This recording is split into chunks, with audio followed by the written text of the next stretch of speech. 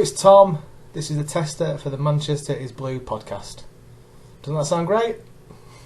Sure. So how did you end up being a Blue over in Yorkshire then? Well, it's, my family, majority of my family are Jordanies, but my dad's a Man United fan.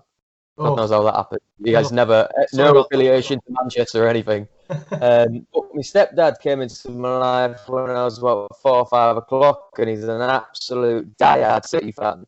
And it was at that time of the age where I was sort of playing football for school and tryouts, stuff like that. I just sort of got into it more, and it was the first team I started supporting, and from there onwards, never looked back. And it's tricky being my age, and I think Kieran, I don't know how old Dan Halifax is, but I think we still struggle at our age because every time we go, we're City fans, everyone goes, oh, after the money. Yeah. You kind of have to explain yourself, don't you? Yeah, and then you're like, I supported them since 2004, 2005 season. Yeah, sure you have. No, I have. Especially with the accent as well, it's twice as hard for you. Yeah, well, it's a proper Yorkshire accent. It's hard to do. It's hard to do. You know, you go to games every now and then, and they're like, where are you from? Bloody tourists coming over here. Aye, well, we've got a bit of a calling nowadays, haven't we? Absolutely, yeah. Broadwise and stuff like that.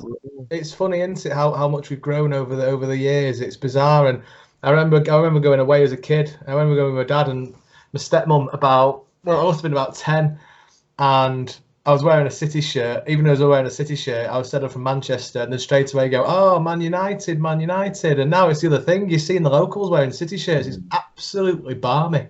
Yeah. Well, it's a success, isn't it? I mean, if Bournemouth ended up winning 4 Premier League titles, you see everyone in Asia wearing Bournemouth tops. Yeah, that's true, actually. Yeah. Let's not. Although that wouldn't be a bad thing. I wouldn't mind seeing them like. Let's not talk about Bournemouth winning, though. No, God, no. I don't think anyone will win it for a while. How do you think we're going to do this weekend? It's a tricky one, isn't it? Because it seems to be, ever since Blackburn relegated, Bournemouth has sort of become our bogey team, haven't they? You know, we get the wins, but it's a lot of hard work compared to most games. You know, we're all this possession-based team, but it's such a small pitch when we go to theirs. But you know, even when we're back at our place, you know, it just feels like we're back at the vitality. You know, it's hard to get hold of the ball because they're cracking. You know, but they're hard work team. Yeah, if I can see him starting Jesus and Aguero together though. Oh, can you? Yeah, I think I've rated Jesus in the past couple of games. I think he's really come on. Yeah, I can. This is sort of. I know he's had a couple of sort of goal-bound seasons, but this year I reckon him and Foden are going to have breakthrough seasons. I think they'll play a lot more, and I think I'd even go as far as to say in most games he'll play more minutes than Aguero in some. I really do. Oh, crap! It's kind of now. It's the evolution now, isn't it? Of starting to see him coming through. Yeah. New shirt number this season as well, didn't we? So hopefully that'll instill him a bit to the team. Yeah, well, I think we need to bring him in a bit more because obviously Sane's out injured, but you know if he does decide to join Bayern Munich, which for me I think will be an awful decision, we need someone who can play on the left and striker.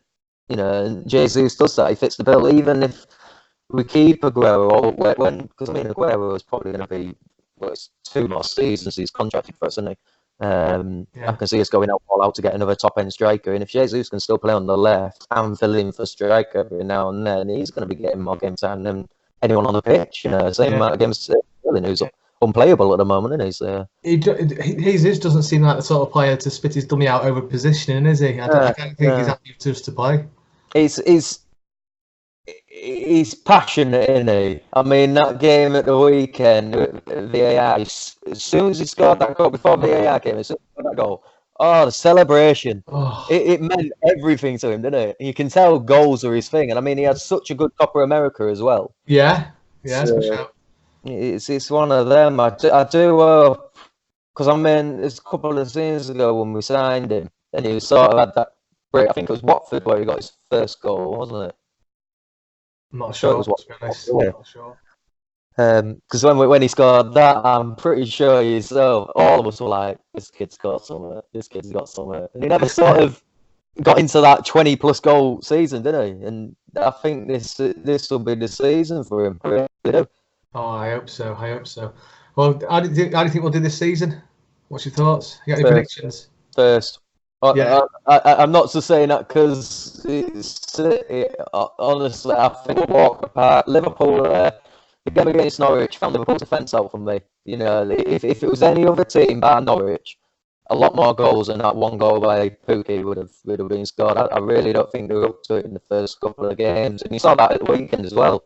You know, Southampton. If Southampton had been a bit more clinical, they would have won that game without a doubt. It's Southampton, though, isn't it?